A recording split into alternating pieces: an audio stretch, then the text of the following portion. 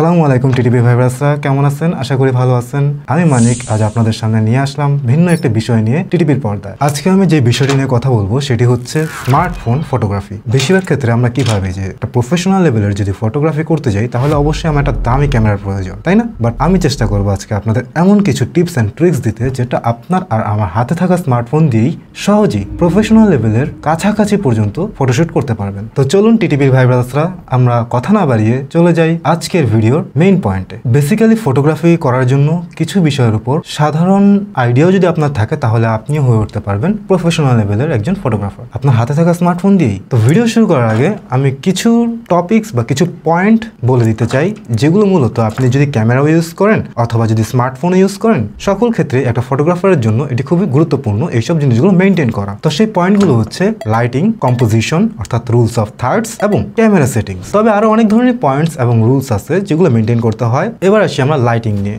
Lighting বড় একটা fact বলতে পারেন, সেটা হোক আপনার হাতে থাকা দামি ক্যামেরা অথবা হোক আপনার হাতে থাকা স্মার্টফোন। ফটোগ্রাফি করার সময় এমন একটা সময় সিলেক্ট করবেন যে সময়টা গোল্ডেন আওয়ার চলে। গোল্ডেন আওয়ার হচ্ছে এমন একটা সময় যে সময়টায় আলো অতটাও তীব্র থাকবে না আবার অতটাও নগণ্য থাকবে না। অর্থাৎ যেমন আপনি ধরে নিতে পারেন 6টা থেকে 8টা সকাল আর বিকেল 4টা থেকে 6টা বা 6:30টার ভিতর। এই সময়টাতে যে আলোটা আপনি পাবেন সেটাকে বলা হয় গোল্ডেন আওয়ার। এটা তো গেল যে গোল্ডেন আওয়ারের সময়। বাট যদি রাত্রেবেলা হয় সেই ক্ষেত্রে আপনি কি করবেন? হ্যাঁ, সেই ক্ষেত্রে অবশ্যই আপনি নাইট মোড যদি আপনার স্মার্টফোনে থেকে থাকে তাহলে ওটা অবশ্যই ইউজ করবেন। আর আরো একটা ব্যাপার হচ্ছে আপনার হাতে থাকা স্মার্টফোন হোক অথবা দামি ক্যামেরা হোক, যেটাই হোক না কেন, এটাকে অবশ্যই ম্যানুয়ালি ব্যবহার করার চেষ্টা করুন। ম্যানুয়ালি যখন আপনি ব্যবহার করতে পারবেন তখন আপনি আপনার মন মতো আইএসও, শাটার স্পিড এবং এক্সপোজার কন্ট্রোল করতে পারবেন। তো একজন প্রফেশনাল লেভেলের ফটোগ্রাফার হতে চাইলে অথবা সিনেমাটোগ্রাফার হতে চাইলে অবশ্যই ম্যানুয়ালি ক্যামেরা ব্যবহার করা জানতে হবে। এবার আসে কম্পোজিশন নিয়ে। কম্পোজিশন কি? সেটা হচ্ছে রুলস অফ থার্ডস। এখানে গোল্ডেন রেশিও আছে। এখন আমাদের হাতে থাকা স্মার্টফোনে গোল্ডেন রেশিওটা সচরাচর দেখা যায় না। এটার জন্য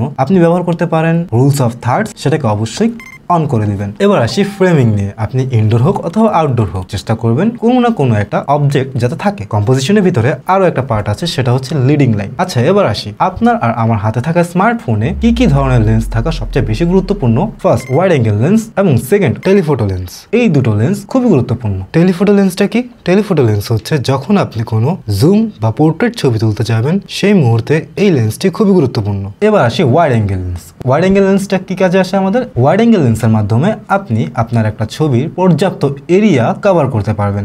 স্মার্টফোন ফটোগ্রাফির মতো স্মার্টফোন ভিডিওগ্রাফি সম্পর্কে যদি আপনারা জানতে চান তাহলে অবশ্যই কিন্তু কমেন্ট সেকশনে জানাতে ভুলবেন না। আজকের মতো এই পর্যন্ত টিটিভি ভাই ব্রাদার্সরা, আশা করি আপনাদের ভিডিওটি ভালো লেগেছে। যদি ভালো লেগে থাকে তাহলে অবশ্যই একটি লাইক দিয়ে দিবেন আর সাবস্ক্রাইব করে টেক টু দ্য পয়েন্টের পাশেই থাকবেন।